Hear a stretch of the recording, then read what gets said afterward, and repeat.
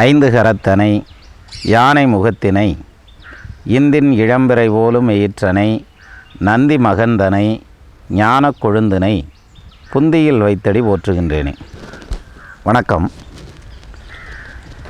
ஜோதிடத்தில் ஒவ்வொரு நாளும் நம்ம ஒவ்வொரு கூறுகளாக பார்த்துட்டு வர்றதில் இன்றைக்கு நம்ம பார்க்க இருக்கிறதுங்கிறது குழந்தை பிறக்கிற நேரம் என்ன அப்படிங்கிறத பொறுத்து. இப்போ எப்படின்னா, ஒவ்வொருத்தருக்கும் ஜாதகம்னு எடுக்கிறதுங்கிறதும் ஜோதிடம்னு பார்க்குறதுங்கிறதும் இது எல்லாமே பேஸ் பண்ணி நிற்கிறதுங்கிறது ஒரே ஒரு விஷயத்தை தான் பேஸ் பண்ணி நிற்கும். அது அந்த குழந்தை பிறக்கக்கூடிய நேரம் எப்போ பிறக்குதோ அந்த பிறக்கிற நேரத்திலிருந்து அதுக்கான உதய லக்னம் என்ன, அதுக்கான ராசி என்ன, நட்சத்திரம் என்னன்னு ஒன்று ஒன்றா பார்த்து எடுத்து அதில் கால்குலேஷன் போட்டு அந்த ஜாதகத்தை எடுத்து வச்சுட்டு இதுக்கான பலன்கள்லாம் என்ன இருக்கும் அப்படின்னு பார்க்குறது தான்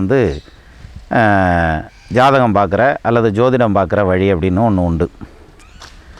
இது இல்லாமலும் நிறையா முறைகள் இருக்குது. பிரசன்ன ஜோதிடம் அப்படின்னு சொல்லிட்டு ஒருத்தர் கேள்வி கேட்ட நேரத்திலேயே உடனே அப்படியே எடுத்து பதில் சொல்கிற ஒரு மெத்தட் இருக்கும். நிமித்தம்னு ஒன்று இருக்கும்.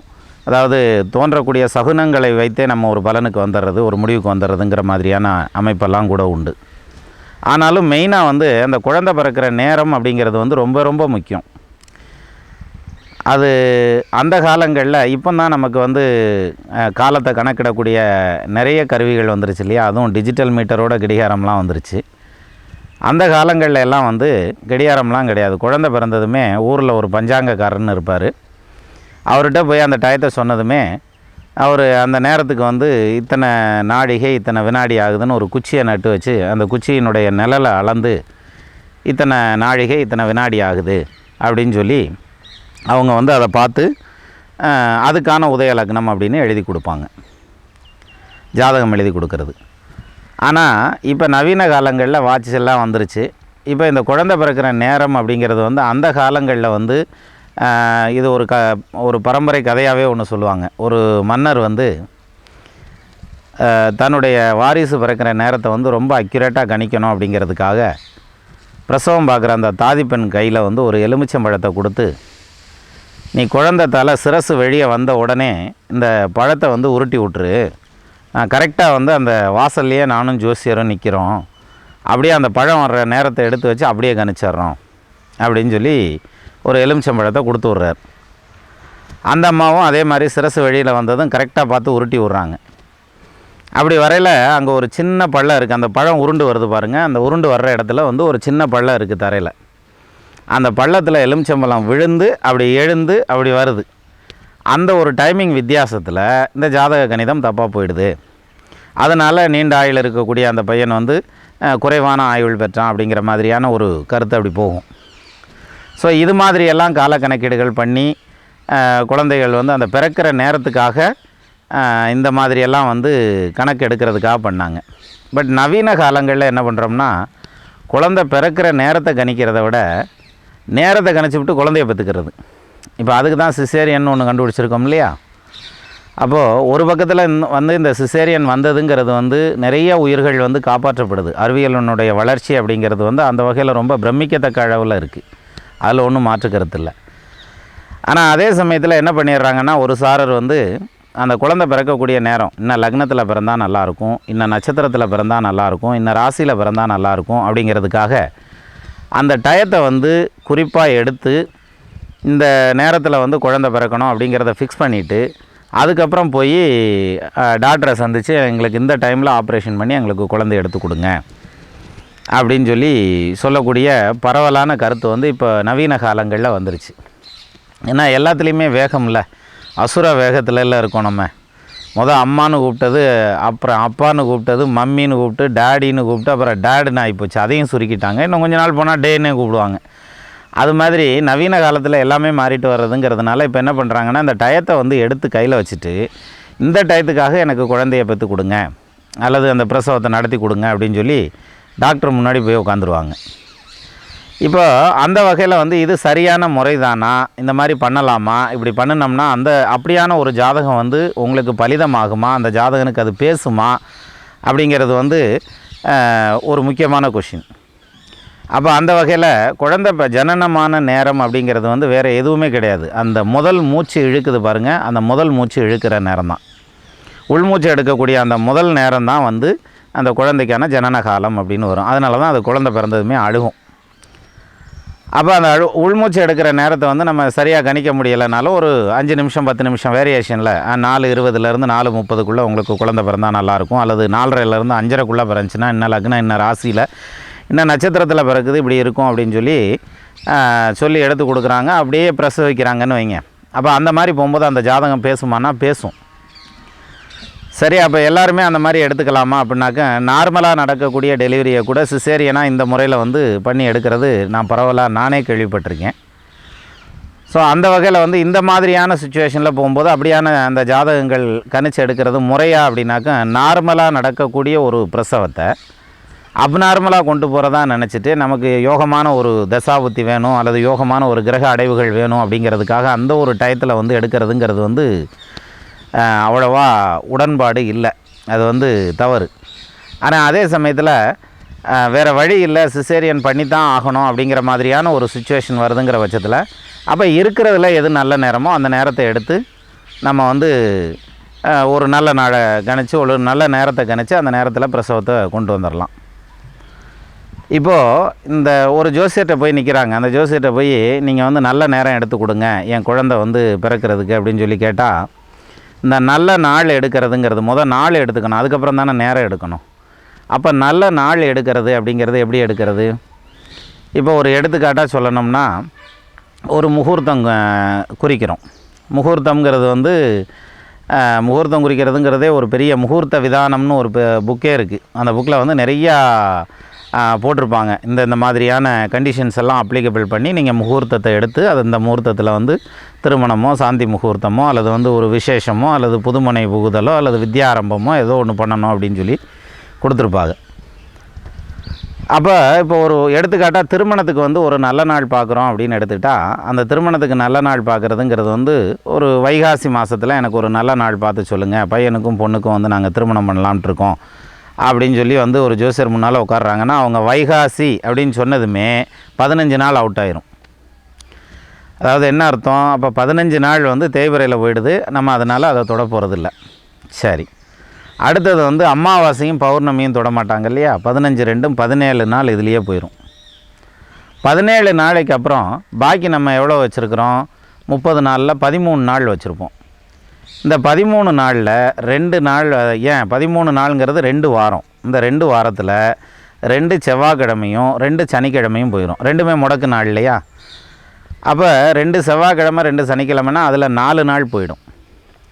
அப்போ பாக்கி இருக்கிறது நமக்கு எத்தனை நாள் இருக்குது அப்படின்னாக்க, 13 நாளில் 4 நாள் போயிடுச்சுன்னா 9 நாள் இருக்கும். இப்போ இந்த 9 நாளில் ஏதாவது ஒரு நாள் எடுத்து வச்சிடலாமா அப்படின்னா வைக்க முடியாது. அஷ்டமி நவமி 2 நாள் போயிடும் இல்லையா? அப்போ அதில் 2 நாளை தள்ளிட்டோம்னா 9ல் 2 போனால் 7 நாள் ஆச்சு. சரி, இந்த 7 நாளில் ஒரு நல்ல நாள் எடுத்து திருமணம் பண்ணிடலாமா அப்படின்னாக்க, இந்த 7 நாளில் 2 நாள் வந்து கழிக்கப்பட வேண்டியது. பொண்ணு பிறந்தது ஒன்று, மாப்பிள்ளை பிறந்தது ஒன்று. அப்போ 7ல் 2 வச்சுன்னா பாக்கி 5 நாள் இருக்குது. சரி, இந்த 5 நாளில் ஒரு நல்ல நாள் எடுத்துடலாமான்னா எடுக்க முடியாது.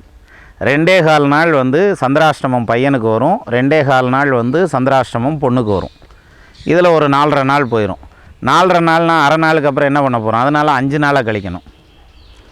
அப்போ இந்த இருக்கிற 5 நாளில் 5ஐயுமே கழிச்சு விட்டுட்டிங்கன்னா, இதுக்கப்புறம் வந்து திருதன ஸ்பிரிக்குன்னு ஒரு 2 நாள் வரும், அதையும் கழிக்கணும். அடுத்தது அவமான்னு ஒரு 2 நாள் வரும், அதையும் கழிக்கணும். இன்னும் 4 நாள் கழிக்கிறதுக்கு வேறு வேணும் நமக்கு.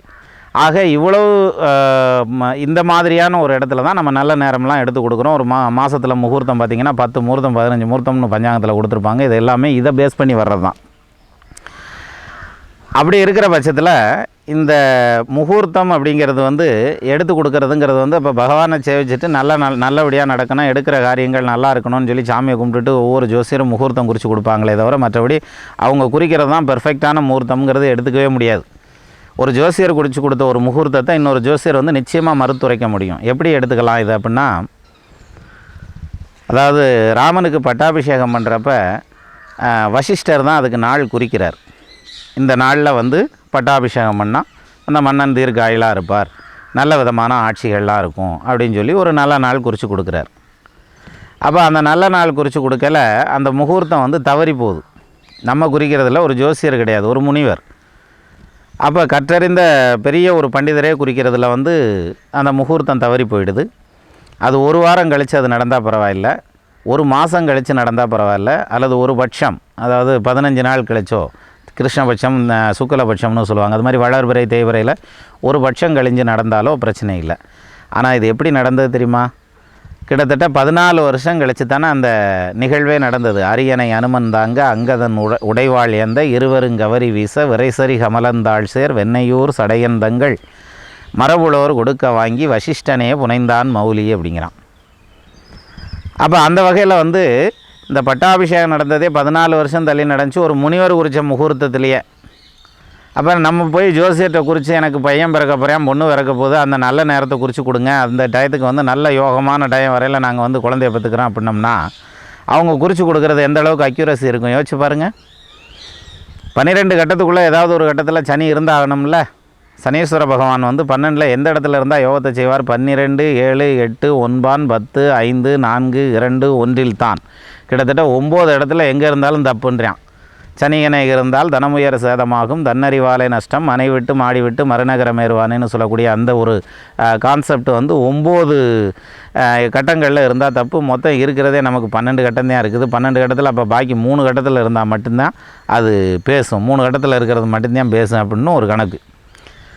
அப்போ பாக்கி இந்த சனியை தூக்கி ஒரு ஓரமாக எடுத்து வச்சுட்டு கட்டத்தை விட்டு தனியாக எடுத்து வச்சுட்டு கணிக்க முடியாதுல்ல. ரெண்டாவது சனீஸ்வர பகவான் வந்து நீதிமான்னு சொல்லுவாங்க. அவர் வந்து பாவ புண்ணியங்களுக்கு தகுந்த மாதிரியான பலன்களை அறுத்து இந்த பக்கம் தூக்கி வச்சுருவார், ஈவு இறக்கம் இல்லாமல். அப்போ சனி ஒரு சுற்று வர்றதுக்கு 30 வருஷம் ஆகுதுன்னா அந்த 30 வருஷத்துக்குள்ளே ஒரு மனிதன் வந்து தன்னுடைய கர்மாவின் பெரும்பகுதியை அனுபவித்து முடிச்சிருவான். அந்த வகையில் சனி வந்து உங்களுடைய பேலன்ஸை வந்து கரெக்ட் பண்ணுறதுக்காக வர்றார். 7.5 சனி ஆகட்டும், அஷ்டம சனி ஆகட்டும், அர்த்தாஷ்டமம் ஆகட்டும், பொங்கு சனி ஆகட்டும், மங்கு சனி ஆகட்டும், எதுனாலும். அப்போ இந்த மாதிரி இப்போ சனீஸ்வர பகவான் மாதிரியே ஒவ்வொரு கிரகத்துக்கும், ராகுவுக்காகட்டும் அல்லது கேதுவுக்காகட்டும் அல்லது சூரியனுக்காகட்டும், இப்போ ஒரு சின்ன எடுத்துக்காட்டு, ஒரு ஜாதகனுடைய லக்னத்தில் வந்து உடன்ஜென்ம லக்னத்திற்கு 9, 5, 10 முடவன் சேய் ரவி இந்த மூவரில் ஒருவர் நிற்கில் திடமுறும் விதாவுக்கு இனம்னா.